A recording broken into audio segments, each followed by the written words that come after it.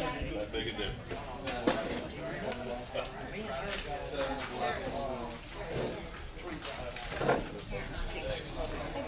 All right, so if you remember last week, we did the first paragraph down to point number 1 there. Yeah.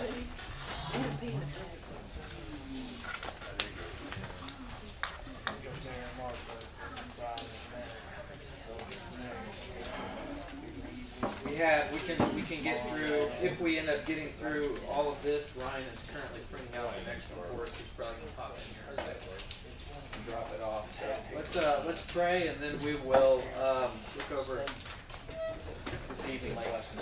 Heavenly Father, we thank you for bringing us all here this evening. Lord, we pray that you would bless our time together. Lord, we pray that you would, just with each family represented here, Lord, it is our humble request before you, Lord, that you would give us wisdom to train up our children, to bring them up in the way that they should go. And our prayer is that when they are old, they will not depart from it. Lord, we know that that is something that we look to you and trust you for, and we also trust you and ask you for the wisdom to do well within the time that you have given us. Lord, we ask for your blessing on the next hour. It's in your name we pray. Amen. All right. So look there where it says, we also talked about Solomon's advice on how parents should view their kids' childhood. Proverbs 22:6. Solomon advises us that childhood is a time of training being our key word, prepping them for adulthood. In today's lesson, we will learn some guidelines that will help ensure that we are raising children who will be respectful. In your own words, write a definition of a respectful child. And I wrote a child who is courteous, thoughtful, well-spoken, well-mannered, and kind.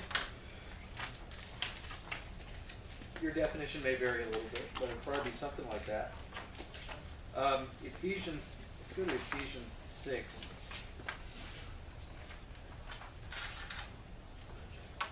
Which has been our kind of anchor passage for this whole series. But we're going to look at verses 1 through 3, the ones leading up to the verse that we've been using. Ephesians 6, 1 through 3 tells us and our children that we are to respect our what? Or parents. 6:1 says, children, obey your parents in the Lord, for this is right. Honor your father and mother. For this is the first commandment with a promise that it may go well with you, and that you may live long in the land. But respect doesn't stop at the family tree. Do this, write the name of a person to whom your child is allowed to be disrespectful. And the answer there is not anyone. We'd probably cook up some perpetrator or something to be disrespectful to, but the idea is really that our children find themselves in situations all the time. Teachers, babysitters, other parents, Sunday school workers. And really, I would hope that our goal as parents is to raise children who know how to be respectful in any situation that they find themselves in. It tells, 1 Peter 2:17. Did anybody look that up? Anybody beat me to it? 2:17? Lesson 7, number 1. Yes, 1 Peter 2:17. I got it. Go ahead. Honor everyone. Love the brotherhood. Fear God. Honor the emperor. All right, so honor everyone, being key there. 1 Peter 2:17 sums it up nicely. It tells us to respect everyone. Parents should not waste any time teaching their children to be respectful. Below are 3 reasons. Use the bold words beneath each point to complete each sentence. So, learning to honor adult authority when young prepares a child for future adult responsibilities in the areas of citizenship. You can fit it in there. You can put work there in the short one if you want. Work, social relationships, and citizenship.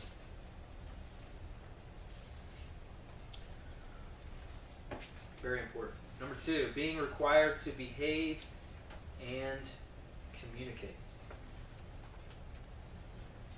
Being able to behave and communicate respectfully teaches a child self-respect. Is that right? Self-restraint, sorry. I meant the wrong one. Self-restraint. And reinforces to them that sometimes they need to hold their tongue. Some of you may wish your spouse's parents had done a better job right here, right? Teaching your children to communicate, self-restraint. Thanks.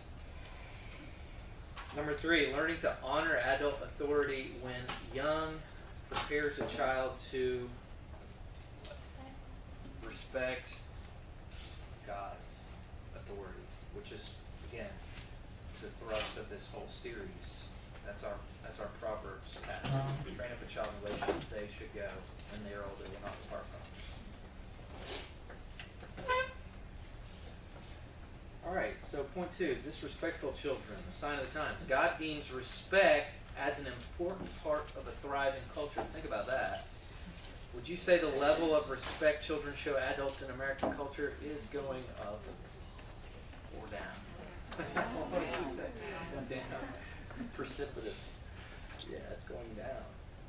So this is a place where Christian parents, I think in a lot of ways, have contributed. Unfortunately, we've done a pretty poor job of holding up our end in the culture in that way. Why do you think it is? Why do you think that? Government. Thanks, Obama. Yeah. That's everybody's excuse. That's a good answer. Yes, certainly not my fault. I have a couple here, but I was gonna wait and see if anybody else had any. So Obama is. So why? Repeat the question. Okay, why do you think that respect is diminishing in our culture? Laziness. That's what I said. Not being Lazy. taught. Laziness is good. Because teaching your children respect is The teacher's job. it's the teacher's job. Yeah, it is. That is often used. Laziness speaks to that. Parents don't want to do it. I think the reason maybe a lot of parents don't want to do it is because I don't know about for you guys, but it's just so relentless. Like you just constantly have to do it all the time, every single exchange almost. My kids 10, 7, 4, and 1. It seems like every time they come to the kitchen to ask for a drink or whatever, every single time, respect has to be driven home, and it can just be a really tiresome chore for sure. So laziness definitely can kick in there. I put that disrespect is normalized and tolerated. I told you before that my kids weren't allowed to watch Lilo and Stitch anymore because of the way the characters spoke to each other. Most sitcoms and even your Disney Channel sitcoms and things like that, the parents are always idiots. Have you noticed that? Yeah. Have you ever picked up on that? The parents are always idiots, and the tweens and teenagers talk down to them, and that even started when I was a kid. Go back to the old black and whites when you were a kid, the stuff you watched at Nick at Night when you were growing up, and usually there was a strong adult figure for the kids, whether it was Andy Griffith or My Three Sons or those kind of shows. There was some sort of father figure there. We don't really have shows that make prime time with that. And here's another reason that I put, which goes into some of what we've discussed, is that just parents aren't respectful. Not only are parents not teaching respect, they're not modeling it either. Parents are just really rude to each other, rude to that police officer that pulled them over. They come home from work and just gripe about that boss who, doesn't know his head from a hole in the ground, and so they see their parents being disrespectful all the time. The lower 3 passages of Scripture that describe or prophesy about cultures that are unraveling connect each to their proper quotation. Did anybody jump ahead and look these up? Isaiah 3:5. I have it. Go ahead. And the people will oppress one another, everyone his fellow and everyone his neighbor. The youth will be insolent to the elder, and the despised to the honorable. All right. I have the second one here. That may be a KJV verse there. The child shall behave himself proudly against the ancient. Yeah. Yeah. The child shall behave himself proudly against the older people in the community. Mark 13:12. Who got that? Okay. Go ahead. Alright. And brother will deliver brother over death, and the father his child, and children will rise against parents and have them put to death. All right. Children will rise up against parents in a unraveling culture. And then Lamentations 5:12. Go ahead and read that, even though we know which one it is. Anybody get that? You want to Yes, listen? sir. 5:12. Yes. Princes are hung up by their hands. No respect is shown to the elders. All right. So, setting an example of respectfulness. One of the main places children learn disrespectful behavior is from their parents. You might be shocked at negative behaviors your children learn from you. Below are numerous disrespectful behaviors. Put a check mark next to any that are a part of your life and be honest. Are these things that you see in your home? Blurt out whatever when you disagree with your spouse. Anybody do that? Oh, only in fun. That's true. That is a great way to put a spouse in their place. I think I've used that one a few times. Bad mouthing police officers, calling them lazy or crooked. Done that. Number 3, I've got a big red X next to mine on this on mine on this one. Using sarcasm to get under people's skins. Do that.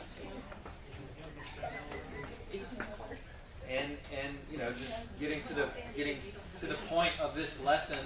You know, my daughter is very sarcastic to her mom, and I have to, you know, take responsibility for that. Number 4, making fun of people or joking about their weaknesses behind their backs. Does your Sunday lunch consist of rehashing the outfits that people wore at church and how pitiful they were?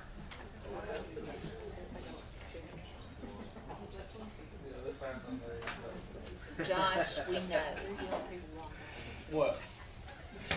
Number 5, yelling out idiot or moron at cars that annoy you while driving.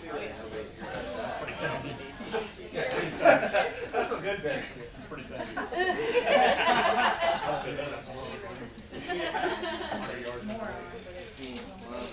Just keep in mind, these are little clues. These are little clues of disrespect that we send to our children. Number 6, taunting people or relentlessly teasing them.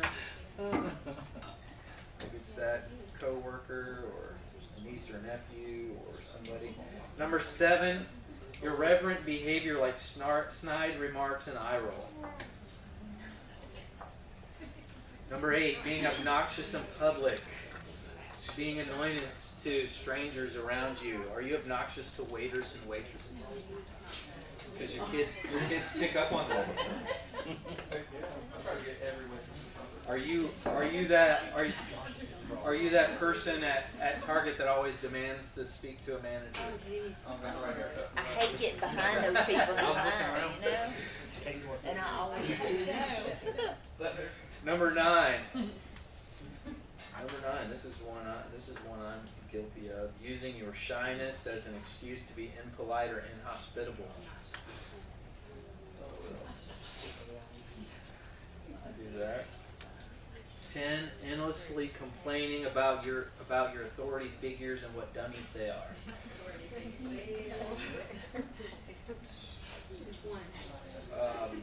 Number 11, behaving without manners. That is, opening the door for women or disabled folks, using simple terms like please and thank you. And this comes up in my premarital counseling and marital counseling that I do. You know, a lot of people unfortunately think that because home is the place where you're surrounded by people who love you, you can just, that's licensed to be a slob when it comes to manners. And this is your home. I don't have to use please and thank you all the time. But I challenge that completely and say these are the people you spend most of your time around. If there's anybody you should be polite and treat with dignity and decency, it should be the people you have to sleep next to or share a home with. So if you're one of these people who thinks this is my family, I don't have to put on airs here, I can just be myself, I would challenge you. Well, you can be yourself, but hopefully your self is polite because your children see that. Number 12, cracking racist jokes or making derogatory generalizations about certain races. Again, our kids key in on these things. Literally every conversation. Remember the old proverb, what one generation does in moderation, the next will do in excess. And then go back and look up at the ones that you put check marks by and think, you may only do those in moderation. But it's a roll of the dice whether your kids are going to take them a little further. What kind of behavior might you expect from a child whose parents are constantly engaging in sarcasm to get under people's skin? It's me. What could I expect?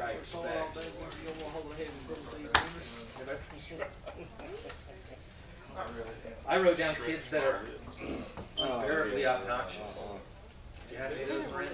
A few. Probably not for the whole. Don't give us any names. I will not. All right, flip over to the other side. Number 4, number 10, and number 11. Let's look at those. What might we expect from children whose parents make fun of people by joking about their weaknesses behind their back? Bullies. Somebody said it. Yeah, excellent. Bullies. Kids that are mean, cruel, yet insecure and defensive. Why are kids who sit around the dinner table with parents who talk bad about other people around the dinner table, why are those kids so insecure? Because if their parents feel that way about other people, what do they think about me? They project. They assume that if we sit around the dinner table and disparage other people who are not here to defend themselves, I can only assume that those people are doing it as well.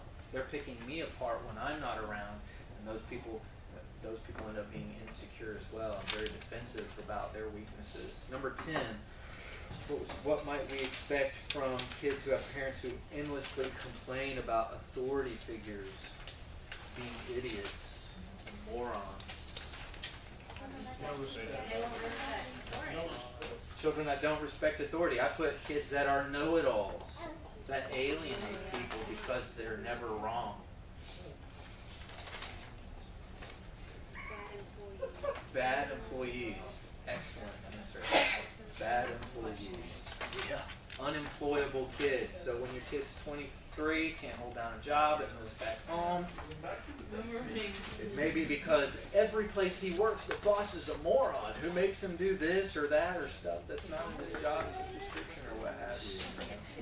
You have yourself to thank for that. Number 11. What was number 11? Behaving without manners, without chivalry or consideration for others.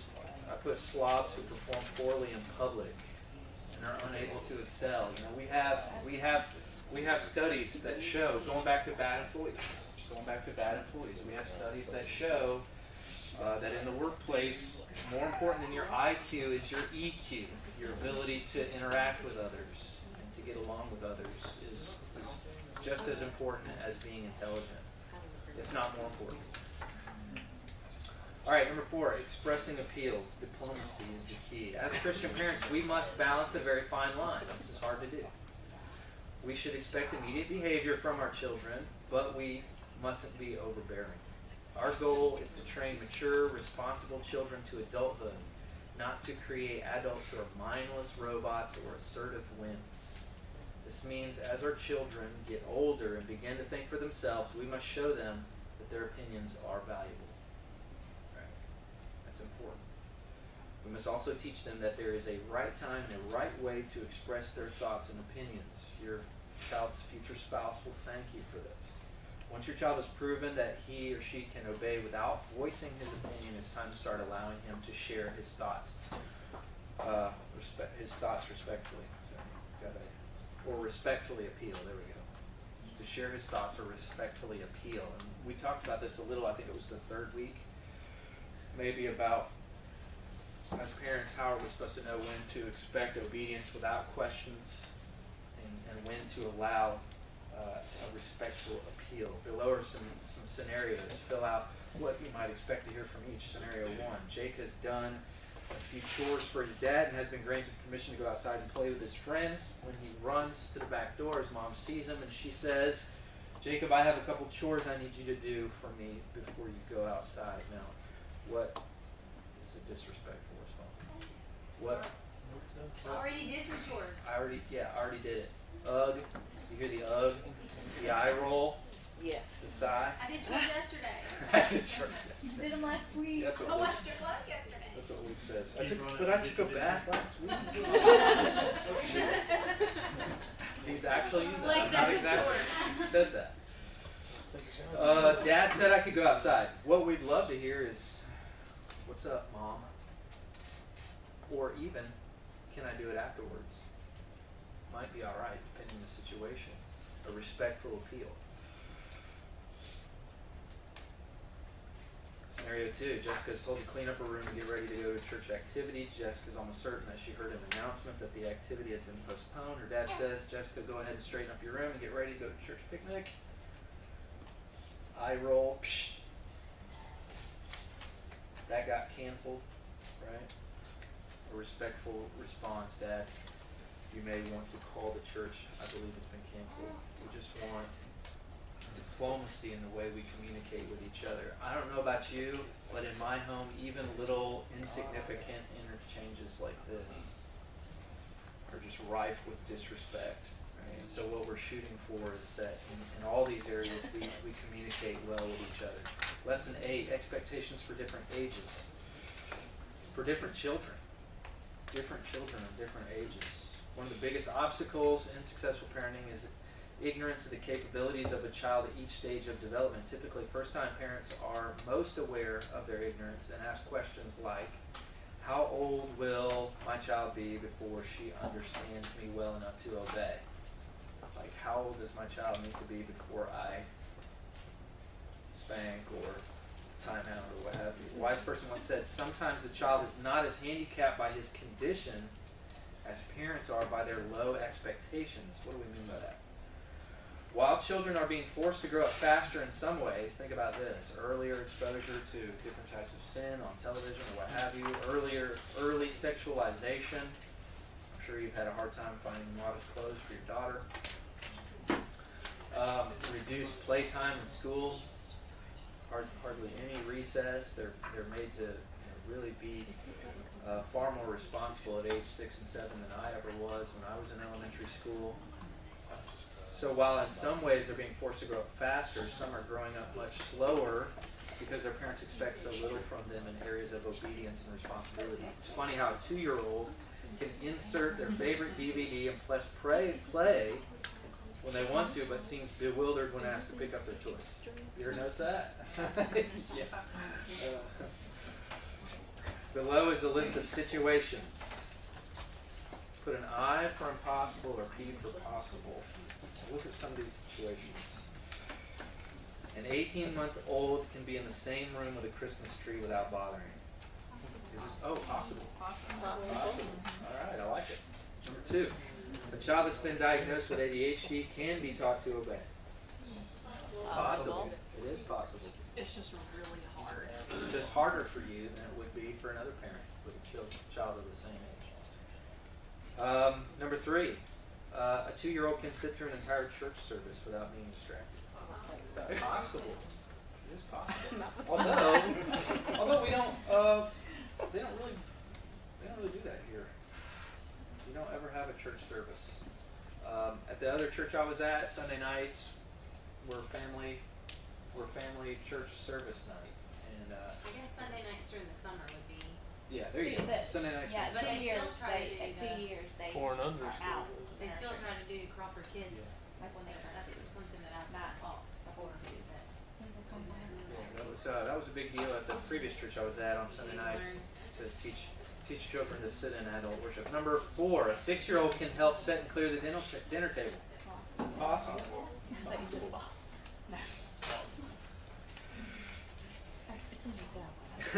I just keep thinking of that illustration where the kid puts the DVD in, but the hands are doubly cord. Like my Luke can beat any level on any video game you give him, but to set a table. Number 6. Oh no, number 5. A 10-year-old can keep track of his or her chores without having to be constantly reminded. Depends on how long that is. Exactly. Depends on how long it is. Right. Number 6. A 6th grader can operate an alarm clock and get out of bed on time on school days. It's possible. It's possible. I guess you're seeing a theme here. These are all important though. Look at number 7. Number 7, parents. A 14-year-old girl can show good cell phone etiquette and interacting with the family. Possible or impossible? It's possible. It helps if they see it in mom and dad. Do you have good cell phone etiquette? Number 8, a 16-year-old boy can get a job and begin covering his own expenses. Possible or impossible? Possible. Very possible, Josh.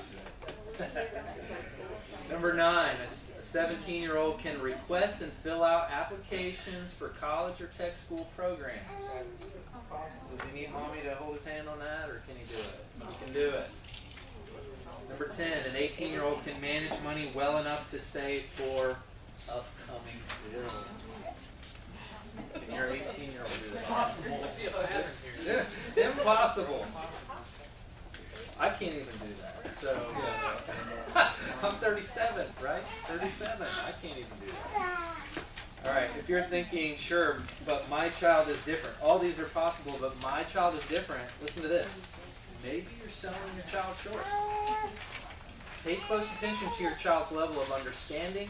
You might be surprised what they're capable of. Look for opportunities to strengthen your child's responsibility muscles. Consider giving them jobs that are just a little bit more than you can chew. If you've ever worked out to try and build muscle mass, you know this is how you do. You want to go with the weights that push your body just a little more than it's been pushed before. Let them struggle a little.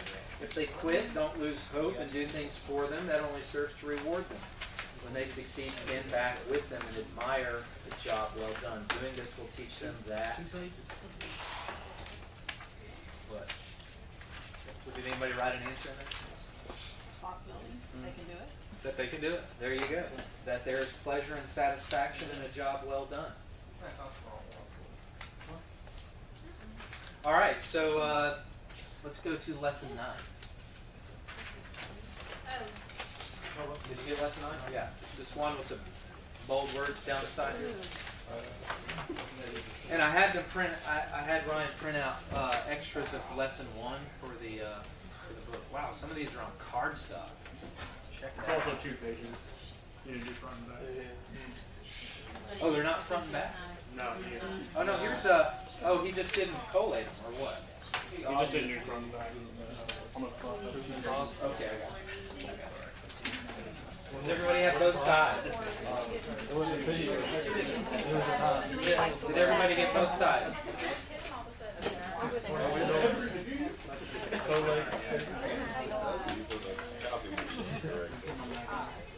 I'll give that for Sharon. Yeah, that's the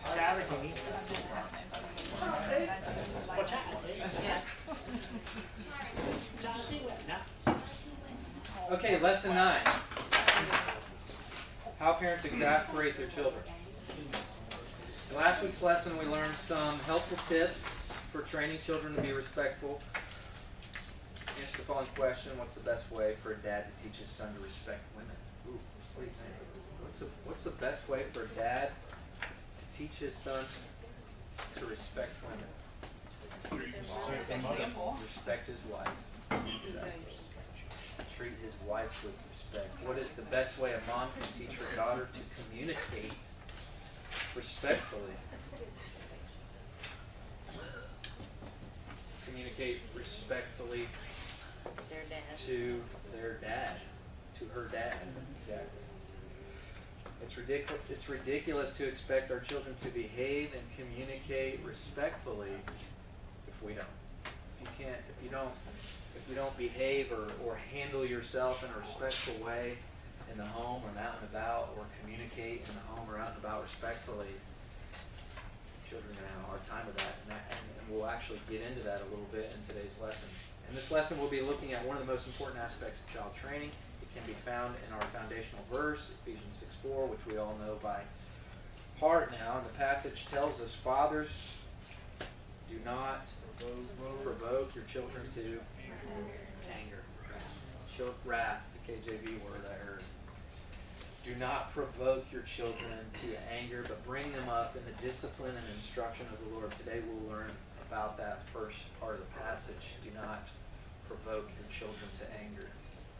All right, so when it comes to training children, we are told not to provoke our children to anger. When explaining this verse, some teachers use the word exasperate to describe what we are not to do. What does exasperate mean? Choose the correct one, and that's going to be A. A. To irritate or provoke to a high degree, to annoy extremely. In this turbulent world, listen to this. In this turbulent world, our children need a place where things make sense. They need a place that is safe, predictable, and comforting. Our job as a parent is to create this kind of environment for our children. That's something that we want to do. That's what we want for a home. And I've even told my kids that is my goal with a home, is to create a safe place that is peaceful and where we can treat each other well. And a lot of husbands and wives are just not proactive in that. You got a lot of husbands who would rather work 25 hours of overtime a week because they don't want to go home to that place where plates are flying and people are yelling at each other. It's just easier to stay at work, and we can say we need the money, and I can not have to be at home with a wife who yells at me and kids who claw at me. And so as parents, we do have to be proactive about this, making the home a safe place. When your teenager leaves junior high school for the day, they need a safe place to come home. So number two, 24 surefire ways to exasperate. It actually kind of works out well that these are not double-sided, because you can set the pages next to each other so you can get the list of words on the front there. These are all pretty easy.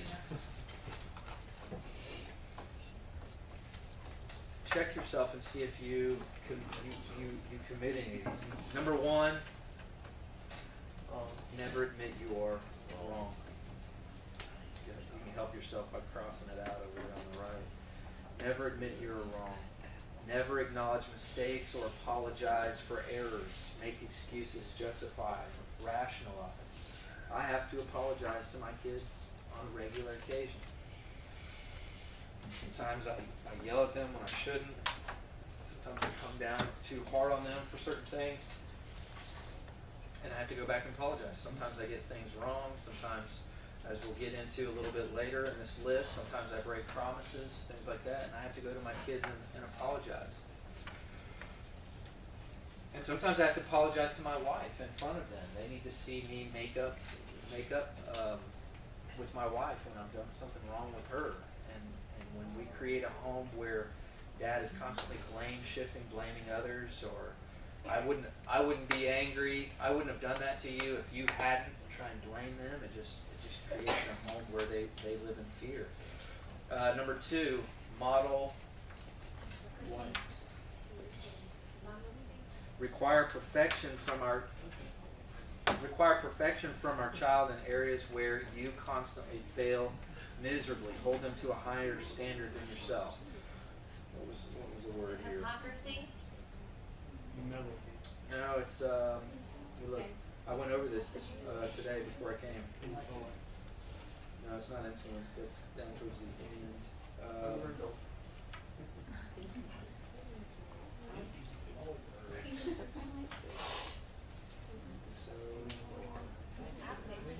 Oh, it might be hypocrisy. Yeah, it is hypocrisy. You're right. Good job.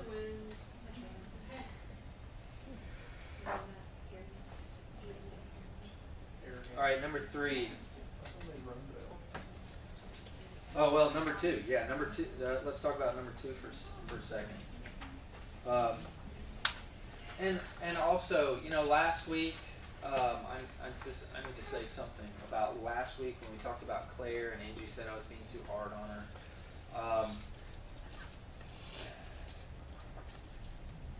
I'm just telling you how it is with our kids. I'm trying to be transparent, and to let you guys know that we deal with this stuff regularly, and I'm not trying to air out my dirty laundry, so to speak, but I'm just trying to be transparent, let you all see that we go through these things as well. I can't expect you to really take these worksheets seriously and analyze your own parenting if I'm not up here doing the same. And so I'm not trying to badmouth my kids or make them seem like hellions or anything like that. I have great kids. I have really, really great kids. I'm very proud of them, and they're good kids. So I understand I may have painted Claire out to be worse than she really is, but that's not what I'm trying to do when I'm up here. But like for this one, hypocrisy, Angie and I we go over this one a lot because Angie often leaves things laying around. That's one of our pet peeves, one of my pet peeves, and one of the things that your spouse does that over the years you just like are constantly at each other about. And I get onto her for leaving her shoes or her coat or her car keys in the bathroom or wherever and things like that. And one of the reasons I tell her, look, don't put your shoes and your coat in the bathroom and leave them there for 3 days, because I then cannot get on to Claire for leaving her shoes or her coat or what laying wherever she happened to pick it off. And this. I know that there are things that I do as well. For example, speaking respectfully to Angie. I'm the worst about using sarcastic humor and being disrespectful to her, and it's wrong. It's very difficult for Angie to demand respect from Claire when she doesn't see me doing the same. So this is where we model hypocrisy and we create confusion in the home that frustrates our kids. Number 3, fail to keep promises. Fail to keep promises. Don't be the dad who always promises to do this or do that, and then constantly calling from work, saying I have to work late, or what have you. Why? Because you teach them to mistrust you by rarely following through on what you say you will do for them. Number 4, blank too much for them. Respect. Expect too much from them. Tolerate nothing less than perfection. Hover over them, searching for errors. Are you a tiger mom? I think that's what they call that, right? And then call them out mercilessly when they get a detail wrong. Number 5, over-blank them. As they get older, never give them any freedoms. Overprotect them. I'm trying to scratch these off. Overprotect them. As they get older, never give them any freedom. Give them no opportunities to fail. Make all their decisions for them. That will really frustrate them when they get older and get out in the real world. Number 6, batter them with words. I think this is, if I remember correctly. Batter them with words. Being habitually preachy. That's me right there. Torturing them with long lectures rather than dealing quickly and efficiently with the proper discipline. Mine. Yeah. Number 7. Abuse them verbally, I think. Is that right? Yeah. Verbal. There's verbally. Yeah. Abuse them verbally. Bark out orders, demean them, and predict that they will fail at anything they try. That's a big one.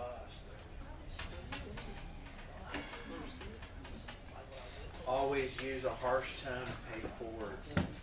I do sometimes predict that my kids will fail,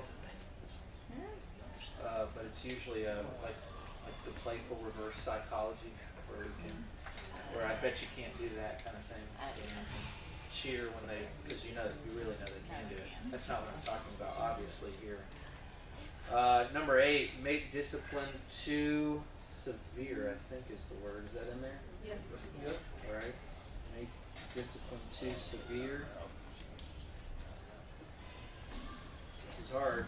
Mete out punishment that is too harsh for the crime. Giving out punishment that seems more like torture. Number 9, showing favoritism.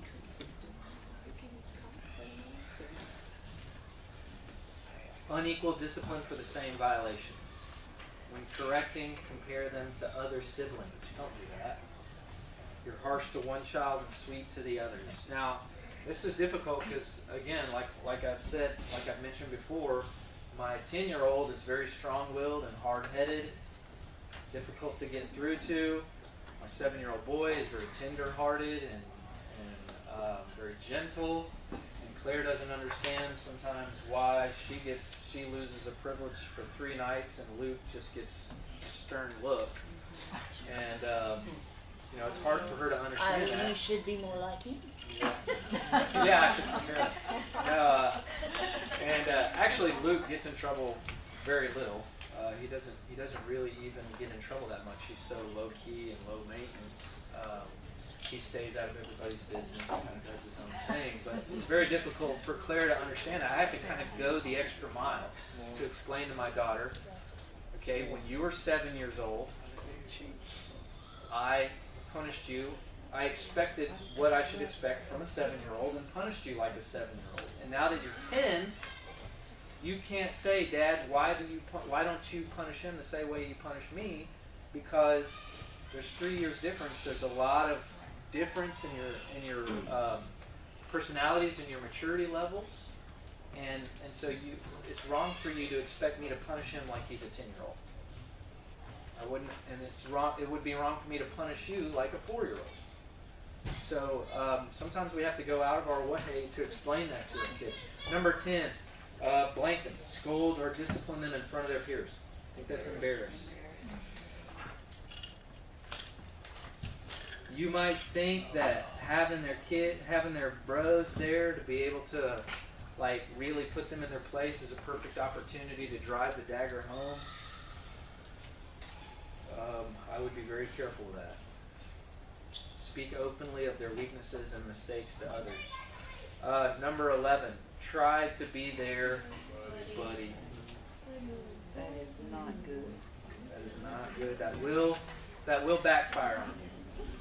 That will. So a lot of times to be their little camp counselor buddy seems fun. It seems like it works at certain times, but it will backfire on you. Tease, chat, play like their peer at one moment, and then step into a superior role of authority the next moment, because I can pretty much guarantee you, when you try to make that transition, it's not going to work. Number 12, withhold firm discipline. That's an easy one. That's what the first 3 weeks were about. Withhold firm discipline. Establish no clear boundaries. Withhold proper training, thereby forcing a child to learn through hard knocks. Number 13, discipline inconsistently. I like the way this is worded. Being strict one moment and lax the other, forcing them to try to figure out whether you're for real this time or not. Great way to confuse your kids. Number 14. Assert authority weekly, I think. Not EEK. Send mixed messages. Your lips say no, but you permit them to keep on. You've all seen the mom in Walmart who's like that, right? If you do that one more time, I'm going to haul you out to the car. And of course, he does it 6 more times. She does nothing, right? Don't be that one. Never truly forgive them. Never truly forgive them. I'm bad about this one too. Always mistrust them and always remind them of their past failures and mistakes. Give them no fresh start or clean slates. You can imagine how that would be. Your spouse may do that to you. And I imagine you find it frustrating. So it's frustrating when your spouse does it. Imagine how frustrating it would be to your kids if you do it to them. Number 16, do not blank to them. Listen. Do not listen to them. Give them no opportunities to express their confusion or their opinions or their frustrations. Refuse to let them speak their mind even when they're being respectful. Number 17, criticize their innermost emotions, feelings. Look, when your kid is being vulnerable with you, when they're opening up and sharing something sensitive or being vulnerable, do not pick on them. Do not tease them about sensitive issues. Use intimate conversations as leverage or ammunition, because if you do that, guess how often they're going to open up to you in the future? 0 out of 6 times. I like that. Number 18, tell them they are unwanted. Speak wistfully of the day that they move out. Tell others how your children have hampered your plans. Number 19, I doubt anybody here does that, but you never know. 19, threaten them with rejection. Threaten them with rejection. Make them feel as if they will only be loved if they perform in a certain way. In divorce homes especially, threatening to force them on another parent. Number 20, never communicate. What's the word? Approval. Nothing is ever good enough. You find fault in everything that they do. You never allow them to think that they have pleased or satisfied you. Number 21, how are we doing on time? Are we out of time? We're at 7:30 p.m. We're right at 7:30. Okay, let's go through these last 4. Let's go through these last 4 real quick. What word are we looking for there? Always too busy for neglect. Neglect them. Always too busy for positive time. Only give them notice positive is in italics there, because they'll get your attention. They'll get your undivided attention. If you're not giving it to them in a positive way, they'll get it in a negative way. So a lot of the bad behavior you see from your kids is not them necessarily being bad, but it's just them acting out because it's the only way you'll look away from the television. Number 22, blank them, permit so many personal decisions that's overindulge. Again, that responsibility is a muscle. You give them a little bit at a time. 23, reward insolence. Thank you. Reward insolence. Put up with or cave to disrespect. Irresponsible venting of anger. Single moms have to deal with this a lot. 24, cease chastisement before it's produced humility. Our work's not done until the humility is there. Allowing the child strong will to outlast parents, failing to create humility by subduing the will. All right, so save that worksheet. Bring it back next week. We'll pick up right there and hustle through these last few lessons. Let's pray and be dismissed. Dear Father, thank you for this time together. Bless us as we go back home and try to implement this biblical wisdom that you've given us. We need every bit of the Spirit's leadership to do that, and we ask humbly for it now. Bless us, we pray. In your name, amen.